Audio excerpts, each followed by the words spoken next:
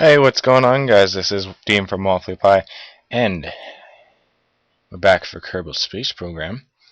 And made a few changes to the rocket because after failed flight after failed flight after failed flight, I decided we need more fuel, and so I've added 2 tanks here to the lander, or not 2. 1 of each 6, and I have added some solid fuel boosters. I've added 1 single large liquid fuel tank to each of these. Actually, going to move that down there. Alright, so in this case, this would be a Mark II. And I've been experimenting with some of the other parts, and a lot of them are not that useful. One last thing I'm going to do before we take off is I'm going to put some of these on, because you see I have some up here. While, yes, they do only carry 10 units of liquid fuel, they are pretty good. They're really easy to put in spaces where you can't really fit anything else. But then again, you could just put some of these, which have 90. Yeah, that's too tall. Yeah, so these, and they give you a few extra seconds, but that could make it or break it. So, I mean, might as well put some of these on. They can only help. Other than that, there hasn't been any real changes.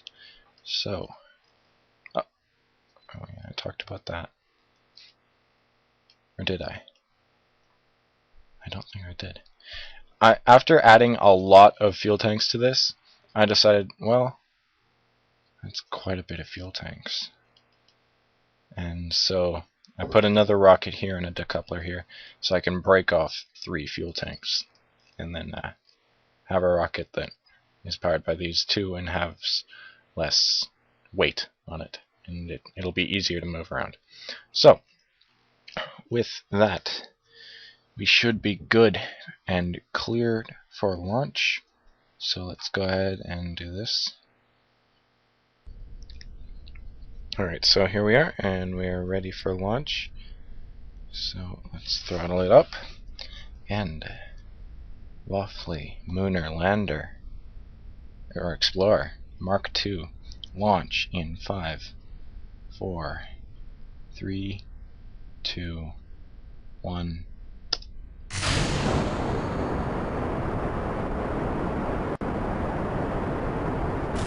Oh no. That was what I was afraid of. Oh crap.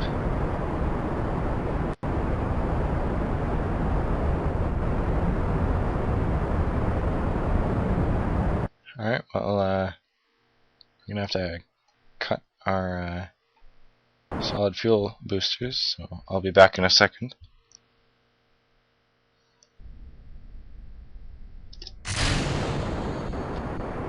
Alright, so we're back, and I've taken out the solid fuel boosters, and seems that I had the right idea putting them on in the first place. Too bad they just don't fit.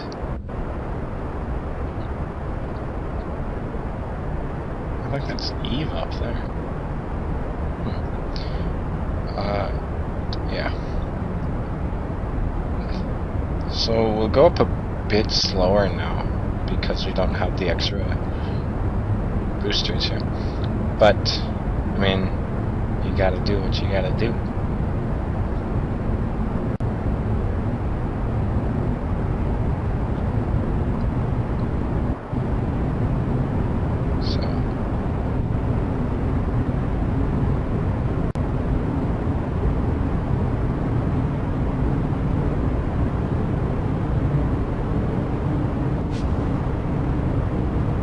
might also need to replace this rocket with a smaller one than these, so it doesn't use up too much fuel.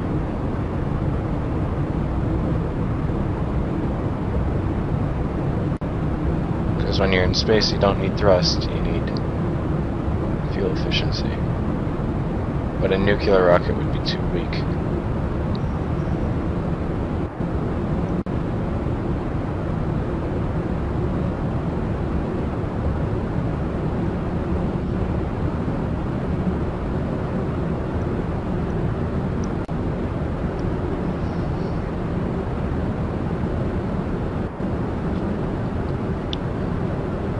So I'll cut it here, and I will get back with you guys once we are in an orbit.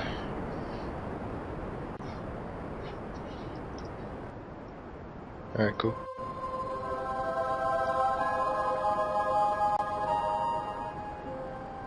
Wait. Alright, so we've reached 70 kilometers, and now the space music starts playing. I didn't make a point of this in the other video where we got into orbit, but I figured I'd point it out now. So yeah, it's pretty cool. It is it's the music that the guys from the Yogscast use in their tickets and some other Let's Plays that I probably didn't watch. So yeah, that's pretty cool. Okay. Alright, so we're back, and after 55 minutes, I've finally made it back into orbit because I had a bit of a failure where I hit spacebar by accident. And then after that I had to spend 20 minutes correcting the roll that I had on the rocket, but now we're back in orbit. And once we reach our apoapsis, we'll be making a burn out to the moon. So this is where we gotta go. So we might as well speed up time, because this isn't real space where we have to sit and watch for 8 billion hours. Instead, we can simply just click period button, and we speed up time by 50 times.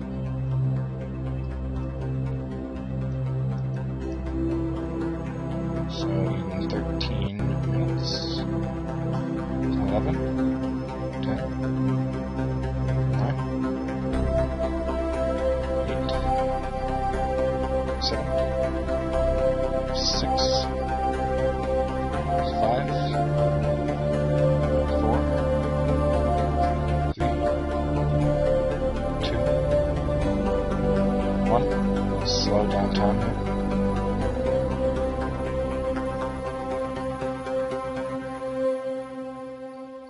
And now we're coming up on the burn in about 6 seconds.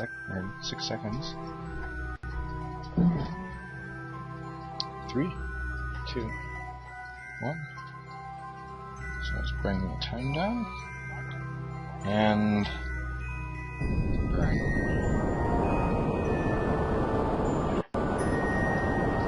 Now, if you notice, we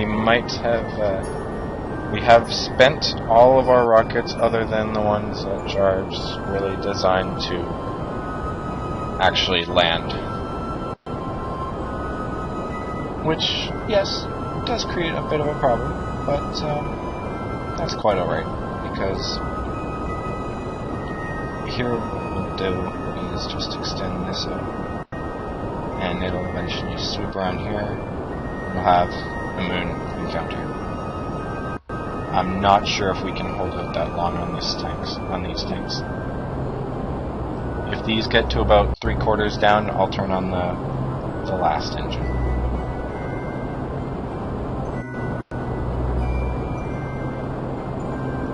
Because the way I have this rocket designed, these 6 rockets will burn, but not the middle one. And if I hit space again, it'll activate that one for some added boosts.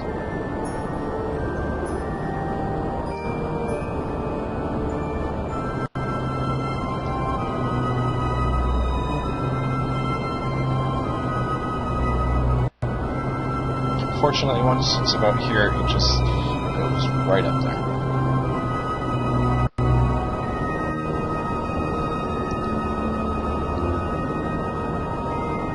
Oh, we're starting to pick up speed.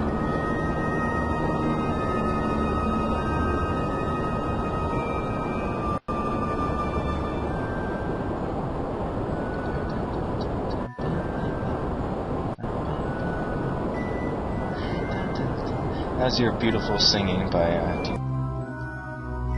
Alright, so I've successfully gotten a pathway to the moon using the magical power of nanomachines.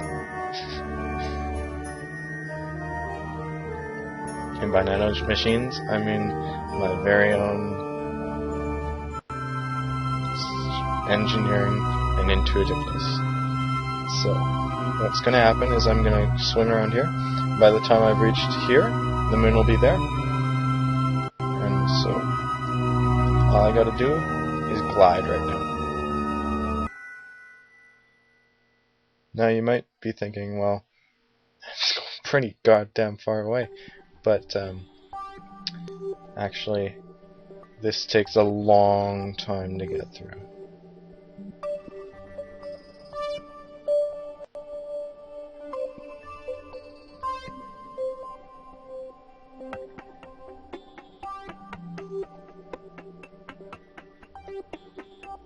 Oh, if I miss the moon, I'm gonna be slungshot right out of the planet's gravity.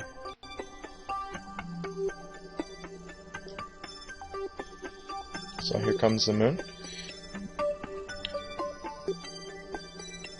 Alright, so here we go. We are about to go into the moon's gravitational pull. Let's see how close it is. Oh, it's coming straight at us. So, here we go. We are now in its orbit. So, let's go ahead and slow down time and correct our movements so that we're facing this direction. And this little symbol is the opposite of our orbit, so facing this way will kill our speed and allow us to safely land on the planet, or on the moon. I don't know why I keep saying planet. Alright. So let's start a little burn. Actually, let's kick it up a bit.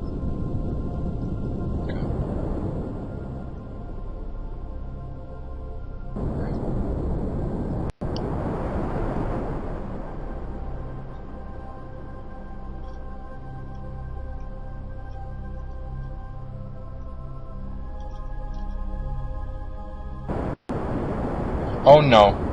No, come on. That's not cool.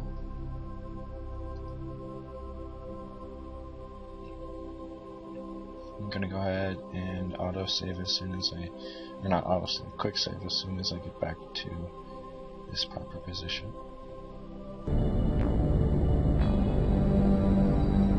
I'll have to remember to drain this one into that one next time I do something like this. Oh, here we go. There it is. So now we can cut our engines.